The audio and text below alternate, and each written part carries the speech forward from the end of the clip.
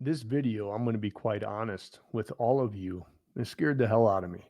Watching Tucker Carlson's interview with Douglas Mackey last night and what's happening to that guy, he's getting sent to prison for, I think, 10 years for poking fun of Hillary Clinton back in 2016 with a meme that he didn't create, he actually shared on Twitter.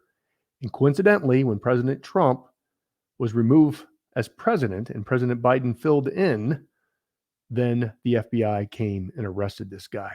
So it's very important to listen to this story and be aware of what's truly going on what this Marxist progressive left is trying to do is silence all of you, silence people like me that are willing to ruin people's lives and throw them in jail because there is a difference of opinion.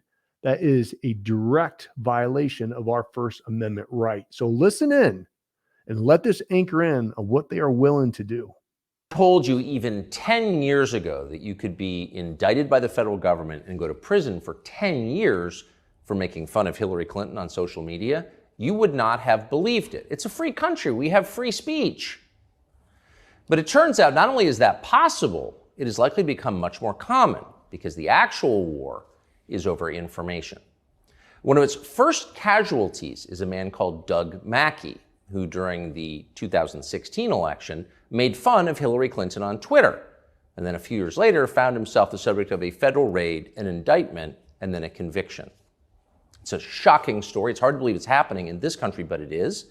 And to prove it, Doug Mackey joins us now. Doug, thanks so much for coming on. Thank you, Tucker. So I've never even seen you in person before. You have not, I don't think, spoken about this publicly, or at least very often, since it happened. So give us just a quick background on who you are. I read, I think, in BuzzFeed that you were a dangerous white nationalist militant. Are you? No, not at all. You don't seem it. Where are you from? I grew up in Vermont. In Vermont. Yes. Not a hotbed of white nationalist militancy. And where'd you go to college? What were you doing during the 2016 election, et cetera? I graduated from Middlebury College, which Yes. is also in Vermont. Yep. And then I moved to New York. I lived there about 6 years. That's where I was at the time of the election, the 2016 election. What were you doing? So I had just left my job, but I was previously an economic researcher. Huh. So first, like a Wall Street firm or something like that? Something like that, corporate America. Yes. So what were you doing during the 2016 election? So I was posting a lot of stuff on Twitter under a pseudonym about the election. What kind of stuff? Pro-Trump memes, jokes, all kinds of links, that kind of thing. Why were you doing that? Just purely out of passion. Oh, so you like Trump? I like Trump, that's right. Why? I thought he was a breath of fresh air for the country. I think that his analysis of the problems with the country, with the ruling class of the country, I liked what he was saying, and I thought he had a positive vision for the country. Where were you politically before the 2016 election? I was sort of conservative. Previously, I was sort of libertarian, but earlier in my life, I was sort of apolitical. So you weren't a lifelong political activist? No. But you got excited about Trump and you decided to support him on social media. At the time, did you think that was your constitutional right? Yes, absolutely. Why'd you think that? Well, I thought that this was America. I thought that we had a First Amendment, Okay. due process rights, that we could criticize people in our ruling class. It looks like you thought wrong. So let's get specific about what you did, the crimes, the felonies that you committed on Twitter. I want to put this up. You posted this on Twitter. This is a meme. It says, "Save time, avoid the line, vote from home." And it's got a picture of Hillary Clinton. Text Hillary to this number. Did you make this meme? No, I didn't. Oh, you didn't create this? No. Where'd it come from? I found it on 4chan. Okay, so it was floating around the internet. Yeah, these kind of memes were floating all over the place. And you posted it on Twitter. What was the point of that? Well, pardon my French, but it was called a shitpost. Yeah. We talked about this a lot at the trial. I testified. Just sort of a joke, rile up everybody, muddy the waters, And mostly just because I thought my audience would find it funny. Did they? Yeah, absolutely. I find it hilarious. You're obviously from Northern New England. You have a very dry sense of humor. Very dry. Yeah, I noticed that. I noticed that. So, did you get a sense when you posted that that was a crime or that it would be perceived as a crime? No. So let's stop right there. So that guy posted that, and he's getting thrown in prison for 10 years for posting that. No accountability for the corporate media for the Russia, what they ran with in 2016, all the peddling that they do, all the misinformation. What about the Hunter Biden laptop story that it's been known and proven that they buried? Social media platforms buried it, said it was misinformation, fact checked. Corporate media refused to talk about it. Why aren't we throwing any of those folks in prison for 10 years? So what this again proves is the progressive left, this Marxist movement, has weaponized, which we all know, corporate media, social media, to the judicial system to do their dirty work of censoring folks. Now, he's getting thrown in jail, prison, federal prison for 10 years for sharing a meme. That should scare the hell out of every single one of you. It scares me as a social media influencer, right? What am I going to get thrown in prison for? Because I'm breaking stories. I'm sharing school board videos to allow people to understand what's truly going on. Because just like Tucker said, if you would have came to us 10 to 15 years ago and said, hey, you're going to get thrown in prison for sharing a meme, we would have laughed. We say the same things about biological boys using women's locker rooms and bathrooms and biological boys playing in girls' sports. Or not even should say biological boys, biological men playing in girls' sports. We would have said there's no way in heck that will ever happen. You ever heard of Title IX? But no, the weaponized FBI came in, arrested this guy, and now he's going to federal prison for 10 years. I mean, it's mind-boggling, to say the least. Absolutely not. So we have to, and I want to play this. This is from Hillary Clinton. This is from this April, so long after you were indicted, long after you went on trial. And this is Hillary Clinton describing that meme. There was just a trial in Brooklyn where a guy who had been one of the main, I guess he was one of the main people running memes against me in 2016. He went from what you could consider free speech. I mean, both Nancy and I have pretty thick skins. People say all kinds of things about us. But he went from that to running a very deliberate effort to mislead people about where and how to vote. Yeah.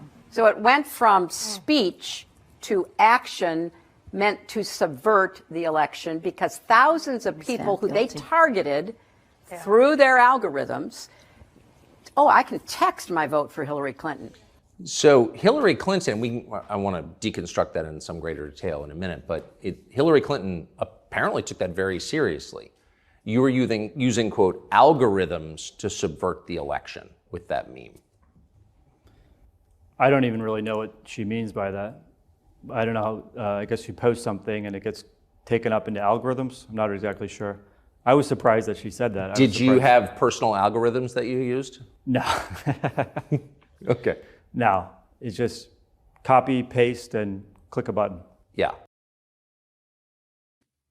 So again, Hillary Clinton's worried about the thousands that she said and what has happened during the trial, which you can watch this entire interview on Tucker Carlson on X, where they tried to find someone who actually texted the number and to see if they voted that way, and they didn't vote, and they didn't find one person. And so for her to say thousands, okay, if you're talking about people interfering, with an election with misinformation, let's go back to what your campaign did, Russia, right? And then look what happened with the Biden campaign with the corporate media burying the Hunter laptop story, along with all the garbage that social media did when you tried to post that. It was fact checked. It was taken down. You got deplatformed. So again, it's insane that this is even happening to this guy. So like everyone else on social media, you see something funny, you post it. That's right. Okay. So describe the rest of your career on Twitter. So you're enthusiastic about Trump. I assume, are you being paid to post these things? No. Nobody's paying me. You're just a random guy who's amusing the hell out of yourself by pushing your candidate on social media. That's right. That's exactly right. So then what happens? How long were you on Twitter? Until 2018, mid-2018. Okay. But this criminal tweet is from 2016. 16, November. So at any point, did you think that you'd committed a crime or that others would think that you committed a crime? No. When did you discover that you were considered a felon by the U.S. government? Well, I had 8 to 10 law enforcement agents come and knock on my door at 7 a.m., 7 days after Joe Biden was inaugurated. Did you have any warning that this was coming? No warning. So what were you doing at 7 in the morning? I was sleeping. So you're asleep, you hear a knock, and then what happens? And then the FBI, are you Doug Mackey? Yes. What's going on? Like, I asked them, they said, we have a warrant for your arrest. I said, what for? For what? They didn't tell me until I got to the courthouse. Did they cuff you? Yes. The FBI threw handcuffs on you at your home at 7 in the morning and didn't tell you why. Yes. Did you have any idea why? No, I had no idea. What was going through your mind? I knew that politicians could be vindictive and the federal government sometimes could be influenced by those politicians, and I know that they can sort of get very creative with federal statutes. So if I was the enemy of their candidate, then I thought maybe they could cook something up. But this was an entire election cycle later. That was the weird part. But I knew that we had just had a transition of presidents. So 7 days after Biden gets inaugurated, you get arrested for a tweet 4 years earlier.